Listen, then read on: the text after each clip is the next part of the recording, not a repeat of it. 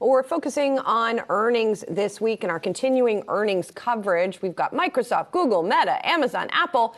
Those are just some of the major names among the trends to watch with them. Whether the industry's big bet on subscription, well, everything is working or not. For more, let's bring in Bob O'Donnell, TECHnalysis Research President and Chief Analyst. Good to see you, Bob. So we're watching all of these companies. I think it's safe to say that for many of them, expectations are not terribly high. Do you think by and large, particularly for a company like Meta, but by and large, do you think that we are going to see a Netflix-like trend for these companies or not? You know, it's a great question. I think it's going to be a mixed bag. I don't think we're going to be able to put a consistent theme across these companies because I think you're going to find that some are going to do better than others. I certainly think Apple will be able to continue its amazing trend of, just continuing to grow. I think we will see some iPhone strength. Even though it has strong compares versus last year, you're going to see, I think you're going to continue to see their services. Because remember, services for them is not just the subscriptions that we're used to, but it's things like the App Store, which is a huge percentage, which is not really a subscription, obviously. It's things like Apple Care and other sort of non-traditional subscriptions. I think Amazon could have some issues because of people's uncertainty about buying certain things.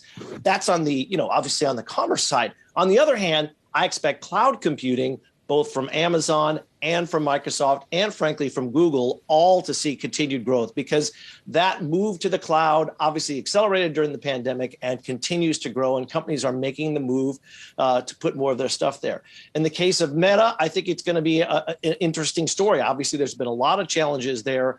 We'll see how the advertising space plays out. That's going to impact, obviously Google to a great degree. And Amazon increasingly, of course, is building out their advertising business. So bottom line is I think we're going to see a mixed bag. The FANG story obviously has changed quite a bit, but I think you're going to continue to see a couple of the bigger players continue to do very well. Bob, 3 months ago, Meta came out here and I would say really shocked the world of Wall Street. Terrible outlook, terrible quarter.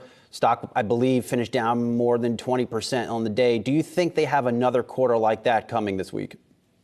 I certainly think it's possible. I don't see anything that's necessarily, magically corrected itself, Brian. So I certainly think that there is a possibility that we will continue to see those kinds of trends for Meta.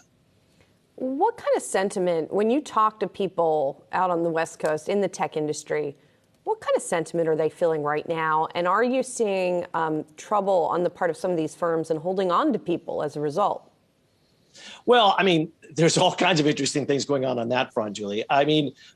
Look, in general, the continued growth and influence of tech across every single industry just, it continues ad infinitum, it seems. And so the way with which those bigger players, the Googles, the Microsofts, the Amazons are impacting companies, digitizing all their processes, changing their logistics practices, all these kinds of things that started during the pandemic are being powered by the technology that these other companies offer. I think that's going to continue to be a strong story.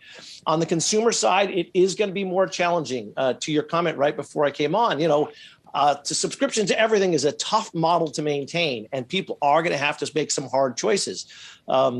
But there's certain consumer goods people are going to continue to want. I think for Apple, I think we'll see strong Mac sales. That PC market, despite last quarter being down slightly on the consumer side, was still strong in commercial because people are buying more PCs as they're going back to the office. And Apple's starting to make a presence in the business world to some degree. iPhone, of course, as well.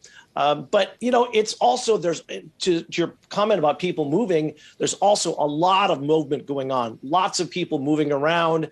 The decision of whether they have to work at home or not continues to be a huge factor, particularly in tech. So all of those things are at play. At the same time, hey, traffic is back to close to pre-pandemic normals here in the Bay Area. So that says something about what's going on in terms of how people are thinking about it. So it's a lot to kind of try and decipher from all of it. But I think in general, there's still a lot of positive thoughts about business-related technology and the developments happening there.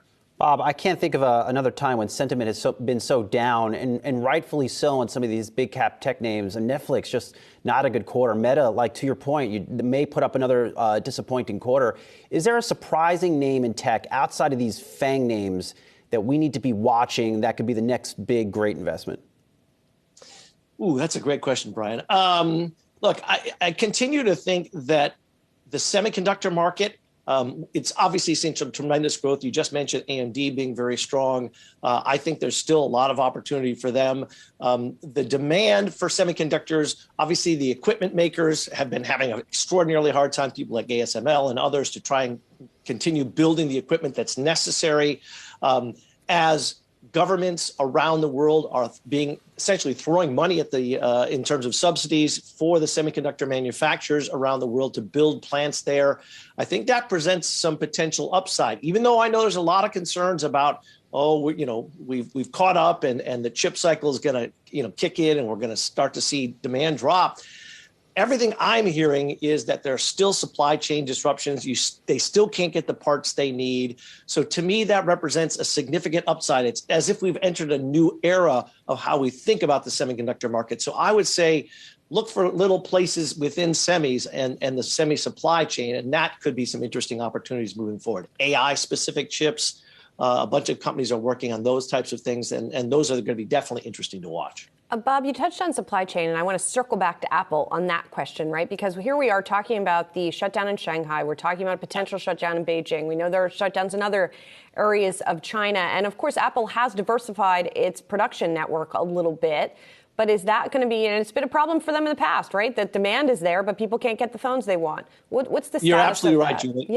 Yeah, no, it's a fair point. And, my guess is, if we're going to see an impact, it's probably going to be next quarter, not necessarily this previous quarter, because I think a lot of the mechanisms were in place to kind of get things going. And a lot of the lockdowns kind of kicked in more toward the middle or end of this last quarter, to be honest, really much more toward the end. So I don't know that we would see a lot this quarter. Next quarter is a big question. Of course, one of the big things to look for is what Apple says, if anything, about their forward-looking forecast in the market. They've generally been pretty vague, but they've been giving a few hints. And so it's going to be very interesting, I think, to see what they have to say about what's going to happen in the next quarter or two. Because I agree. I think given all these lockdowns, it's going to catch up to people, and it's going to make a bad situation because of other supply chain issues even worse. Bob O'Donnell, TECHnalysis Research President and Chief Analyst. Good to see you this morning.